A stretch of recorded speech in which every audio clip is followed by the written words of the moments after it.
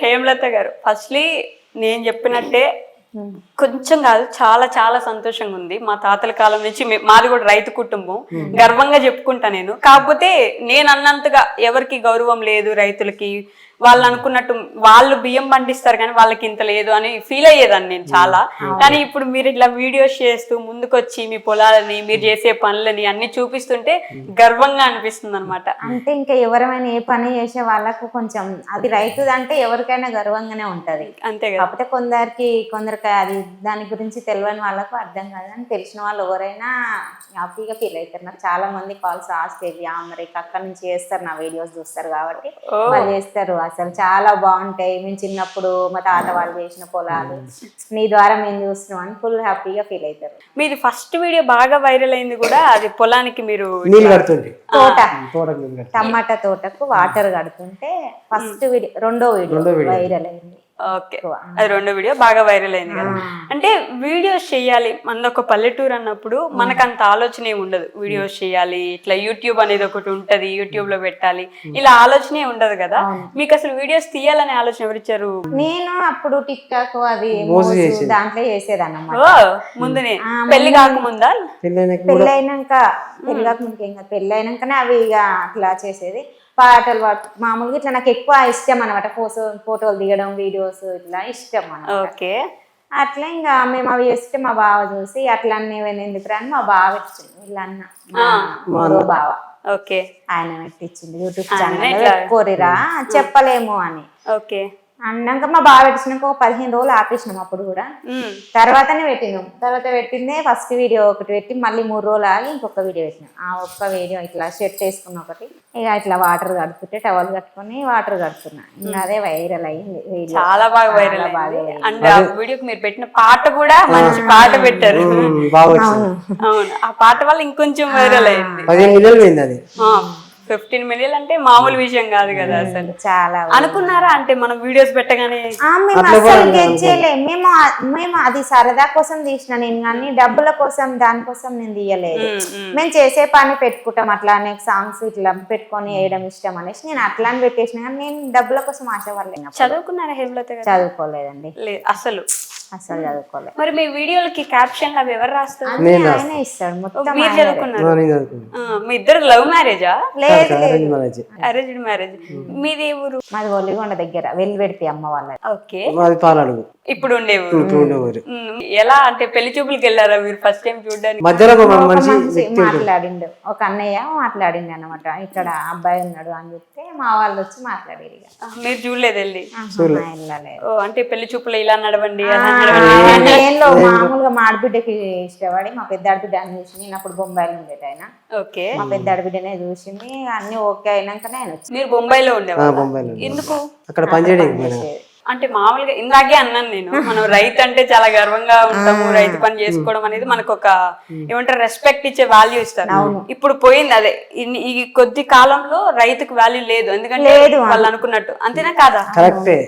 అప్పుడు వాటర్ లేకపోయేది, సరిగా ఉండకపోయేది, అందుకని ముంబైలో ఉండాలి. ఏం పని చేసేవాళ్ళు ముంబైలో? అక్కడ మా అన్నయ్య మేము కంపెనీలో పనిచేసినాం. మా పెద్దనే తీసుకుపోయాడు, అక్కడ కంపెనీలో పనిచేసేది. అక్కడ ఉన్నప్పుడే పెళ్లి చేసుకున్నాం. అక్కడ 3 ఏళ్ళు ఉన్నాం. మీరు కూడా ముంబై వెళ్ళిపోయారు? ఓకే, మళ్ళీ సడన్ గా ఎందుకు అన్ని మానేసుకుని ఇక్కడికి రావద్దు? మళ్ళీ అక్కడ కంపెనీ అమ్మేసుకుంది, బంద్ అయిపోయింది.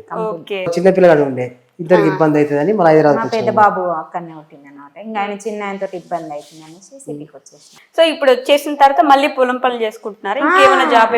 పొలం పనులు. వీడియో ఎడిటింగ్ అంతా మీరే చేస్తారు? మా కెమెరాలకి ఇవ్వాలి అవసరం ఉండవు. ఫోనే ఆడ వీడియో చేసినా అప్లోడ్ చేసినా ఎడిటింగ్ అవన్నీ ఏం చెయ్యం. మేము ఎట్లా మాట్లాడినా అట్లనే పెట్టేస్తాం. కానీ దాంట్లో వేరేలాగా, ఇప్పుడు వేరేలాగా మనిషి తర్వాత వేరే అట్లా ఏమి ఉండదు మాది, అన్ని న్యాచురల్. కానీ హైలైట్ ఏంటంటే, హాయ్ ఫ్రెండ్స్, పొద్దున్నే లేచాం, టీ తాగుతున్నాం, మేము ఈ కూర వండుకున్నాం, ఇది తిన్నాం అని మీరు వీడియోస్ చేసినందుకు 4 lakhs సబ్స్క్రైబర్స్ వచ్చారు. గర్వంగా ఏ విషయం చెప్పొచ్చు అంటే, ఎవరి సపోర్ట్ లేకుండా ఎక్కడి వరకు రావడం ఒక గొప్ప విషయం. మా అన్నయ్య పెట్టించాడు, వెళ్ళిపోయింది. ఏమైనా డౌట్స్ ఉంటే మా అన్నయ్య ఫోన్ చేసి యూట్యూబర్స్ మామూలుగా బయట వాళ్ళు ఉన్నట్టు యూట్యూబర్స్ మీట్ పెడుతుంటారు, చాలా మంది యూట్యూబర్స్ అందరు మీట్ అవుతుంటారు, అలా ఏం లేదు కదా? అలా ఏం లేదు. కాకపోతే ఇక కలుస్తారు, అందరు ఫోన్లు చేస్తారు, మా ఛానల్ రన్ చేద్దాం, మా ఛానల్ కొంచెం సపోర్ట్ చేయండి అని చాలా మంది అడుగుతారు. అట్లా నాకంటే ఫుల్ సపోర్ట్ మా తమ్ముడు, మా అన్నలు వాళ్ళు సపోర్ట్ ఫుల్ ఉంటారు. చిన్న తమ్ముడు చాలా సపోర్ట్ చేస్తారు నాకు. కానీ హైలైట్ అదే అసలు ఊరికే మాట్లాడి 4 లక్షల మంది ఎలా వచ్చారు అసలు. ఇంకంటే మేము రైతులం కదా మేడం, నేను కష్టపడుతున్నాం కదా దాంట్లో, వరి పంట గురించి కష్టపడుతున్నాం కాబట్టి ఇక దాంట్లో కంపల్సరీ ఆటోమేటిక్ వచ్చేస్తారు, వాళ్ళకి నచ్చుతుంది కదా. చిన్నప్పుడు చేసిన పనులు కొందరు అమెరికా కట్టి ఇటు వెళ్ళిన వాళ్ళకి గుర్తింపు ఉంటది కదా, నా వీడియో చూడడం కట్టిన లైక్ చేసేసుకుంటారు అన్నమాట, వాళ్ళకి నచ్చదు. అందుకోసానికి స్టార్టింగ్ మీరు ఎక్స్పెక్ట్ చేశారు ఇట్లా అంటే మనం రైతు కాబట్టి పెడితే వీడియోలకు లైక్లు వస్తాయి అట్లానే అవి అసలు నాకు అసలు మా బావ పెట్టించేటప్పుడు నేను అది ఆయన ఏమన్నాడంటే మోజులో పెట్టుకునే బదులు యూట్యూబ్ లో పెట్టుకో ఫ్యూచర్ ఎక్కడ పడుతుండొచ్చు అని సలహా ఇచ్చిండు. ఎందుకు ఇస్తారు బాబా, దాంట్లో డబ్బులు మనకెందుకు ఇస్తారు, మనం పని చేసేదేమి ఇక్కడ వీడియోస్ చేస్తే వాళ్ళు ఎందుకు డబ్బులు ఇస్తారు అన్న. కానీ ఇప్పుడు అర్థమైంది, అది ఇప్పుడు అర్థమైందా డబ్బులు ఇప్పుడు అర్థమైంది దీని గురించి ఇట్లా ఉంటుందా అని. కానీ సపోర్ట్ కూడా ఉండాలి అట్లాంటిది చేసి. నిజం. ఇప్పుడు నేను ఆ సపోర్ట్ గురించి మాట్లాడబోతున్నా. ఇప్పుడు సిటీలో ఉన్నాం అనుకోండి, ఈ ఇంట్లో ఏం జరుగుతుంది అనేది పక్కింటి వాళ్ళు పట్టించుకోడు, అసలు అనవసరం పక్కన వాళ్ళకి. కానీ మనం ఒక ఊర్లో ఉన్నామంటే మనం ఏం చేస్తున్నా సరే 10 మంది కళ్ళు ఉంటాయి. మనల్ని ఎంకరేజ్ చేసేదానికంటే ముందు తెగ చేసింది ఖచ్చితంగా ఉంటది అది. ఇలాంటి చూసుంటారు కదా మీరు, ఎలా ఫేస్ చేశారు? అంటే మన ఫేస్ పట్టుకొని అడిగేటోళ్ళు ఉంటారు, సాటింగ్ అనుకునే వాళ్ళు ఉంటారు. మా వాళ్ళందరూ నాకు సపోర్ట్ ఉన్నాక వాళ్ళు ఎవరో సాట్ కనుక్కుంటే నాకేంది, మా అన్నతమ్ములు అయితే ఫుల్ సపోర్ట్ చేస్తారు, ఇలా అన్నతమ్ములు సపోర్ట్ ఉంది, మా ఆడబిడ్డలు సపోర్ట్ చేస్తారు. నాకు ఎవరితోటి ఫ్యామిలీ తరపున ఇబ్బంది లేదు. నాకు మెయిన్ ఫ్యామిలీ తరపున ఇబ్బంది ఉంటే పడాల్సి వస్తుంది, అవన్నీ ప్లే చేయాలంటే కష్టపడతాం.